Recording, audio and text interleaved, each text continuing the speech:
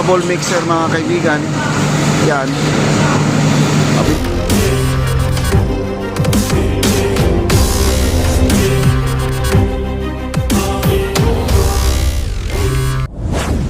Alright guys, ito na po ang kaganapan ngayon dito sa ilalim ng tulay ng ating Quezon Bridge mga kaibigan.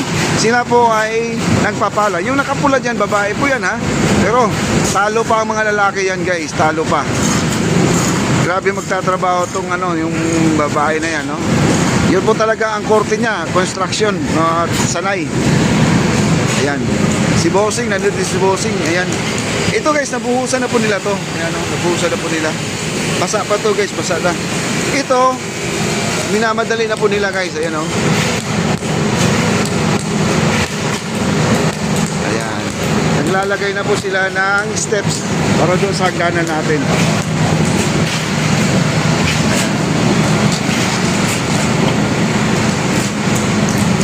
Ang ganda pala itong hagdanan to guys. No? Bawat nito may ilaw. May ilaw lagi.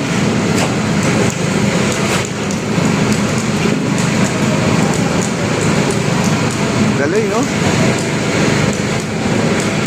Pati yung electrical natin, sila po yung nagsisilsid dyan. Yung mga PVC, pinapagapang po nila yung mga PVC. Yan, hagdanan po ito guys. Bali, half moon. Na hagdanan to half moon. Yan, no? Hanggang dito pala sa dulo to. Ayan. Halos matatapos na guys, sabay-sabay na po yung hagdanan at ang ating baluster, halos sabay na po magtatapos to. Ang ating poste, nandiyan na po yung ating poste. Ayan, halos dito to the max. Ayan.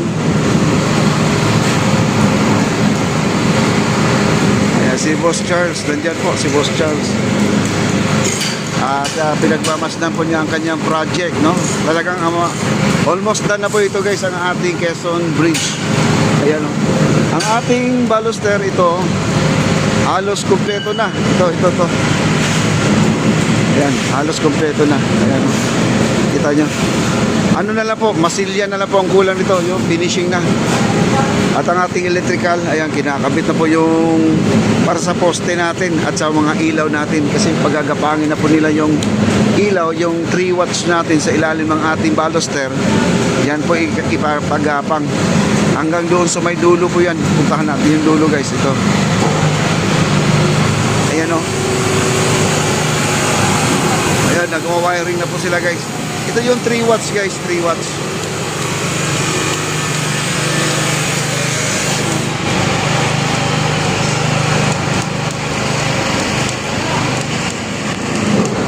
Ilalagyan po nila ng 3 watts yan sa ilalim. Kasi meron na po talagang abang yan.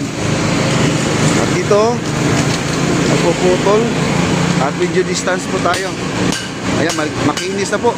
At ito guys, dito banda ay nabuhusan na.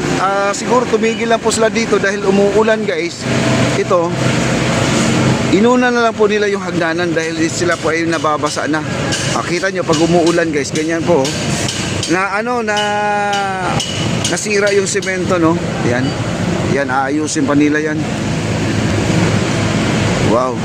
Halos kompleto na ang ating forma dito. Buhos na lang po ang kulang nito guys, buhos na lang. Itong kabila wala pa, no? Bakit? Itong forma kasi dito, itong ginagawang pangharang, itong bakal na to. Pagkatapos sa buhusan to guys, ililipat naman dito sa kabila, yan, ililipat dito. Meron silang mga malalaki dito, hindi naman nila ginagamit ito. Yung bakal talaga yung yung sukatan po nila guys, ayun ayan. Ayan, nag-a-align na po siya dito. Ina-align niya yung ating ayan, sinusukat po niya guys, ginagamitan ng meters, no? Para pare-pareho ang sukat. Yun po ay nakaklip na yan sa ibabaw para hindi na po gumalaw. Tapos yan, bubuhusan na po yung gitna. Yung palaman, no? Lagyan po ng palaman sa gitna yan. Kagaya nito, ito. Nilagyan na po ng palaman yan.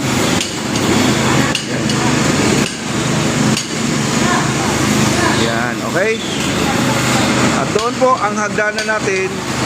Natuluyan na po ang hagdanan natin. Ayan, ang hagdanan. naubusan yata ng gasolina, kaya maglalagay sila ng gasolina, guys. Wow.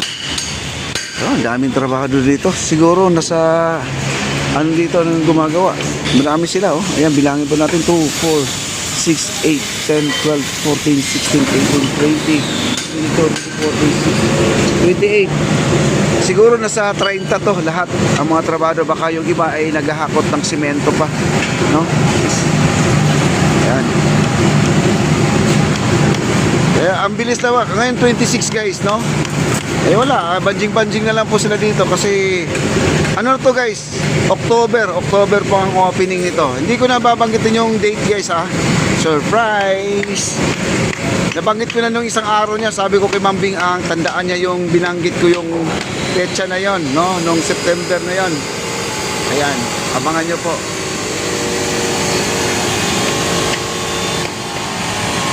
Ang bilis talaga, oh. Kita nyo naman ang trabaho nila. Wow. So, nagmamasilya, oh. Yan.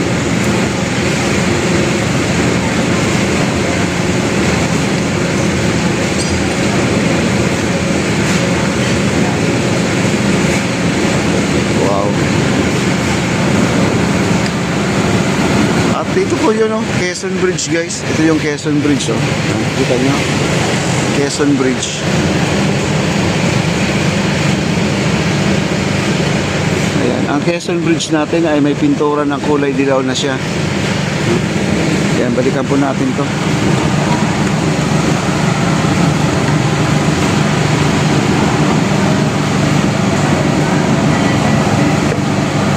Puntahan natin doon. Itabi natin yung payong natin, baka masagasaan nila, no? Baka mabali. Ayan. Ito po yung ginagamit yung pintura. Skin coat.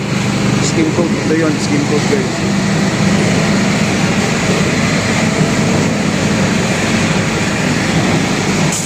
Ito mga electrical. Nandito yung electrical. Ito. Electrical.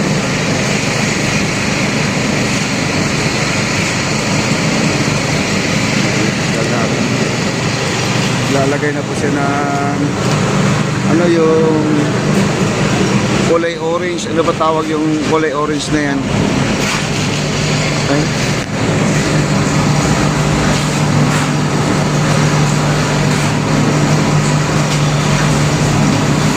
Mabilis lang po talaga matapos to, guys, kasi dahil ginamita po nila ng ano, yung portable mixer, mga kaibigan.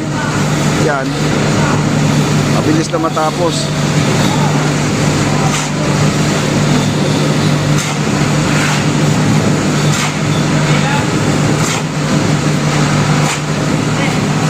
Ito, babae ito, guys. Babae, pero malakas, no? Talo pa ang lalaki niyan. Lakas magbuhat, no? Mga semento, mga buhangin. Ayan, lakas magpala, oh.